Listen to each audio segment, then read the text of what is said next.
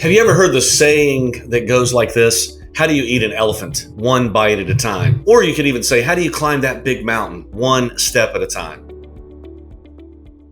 This is Tad Fulford with Rise Up in Real Estate. And today I want to share with you a personal story of growth, personal story of small steps that lead to big changes.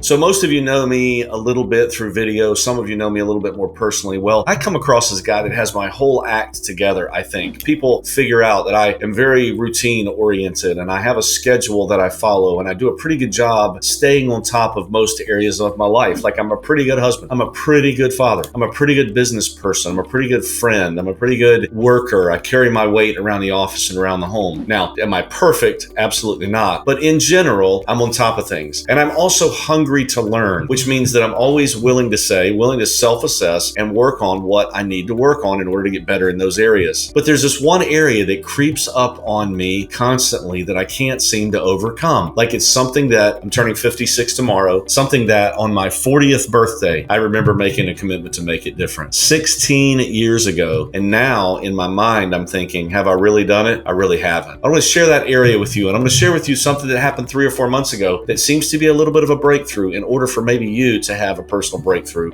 too. So I have a real bad sweet tooth. Now, what does it have to do with anything, right? Well, to me, it has everything to do with everything. I'm going to tell you about commitment. I'm going to tell you about decisions and life change. So I just can't seem to conquer this thing. And it's such a habit for me. Like I don't even know that I'm struggling with it. It's just part of how I've been raised. Maybe it's my genetics. Maybe it is the addictive behaviors and nature of sugar. I don't know. But I am stuck and I often find myself stuck throughout my lifetime. This is an area that I just can't seem to get my mind around. Do you have an area like that in your life? Is there some sort of addiction or pattern that you see in your life that you just can't seem to overcome? Something that you struggle with? You get so mad at yourself because you've been to this crossroads before. That's me with sugar. That's me with the things that I put in my pie hole, as Darren Hardy would say. I struggle with it. Well, about 4 months ago, I was at a pretty big low. I was at a time where I was defeated, frustrated, discouraged, didn't like myself very much, and I was tired of it. Just tired of it. But I didn't know what to do. I was overwhelmed by people saying to me, just give up sugar. Just forget about it. It'll be better if you just do this detox. Well, for me, to try to get my mind around it, and I don't know if you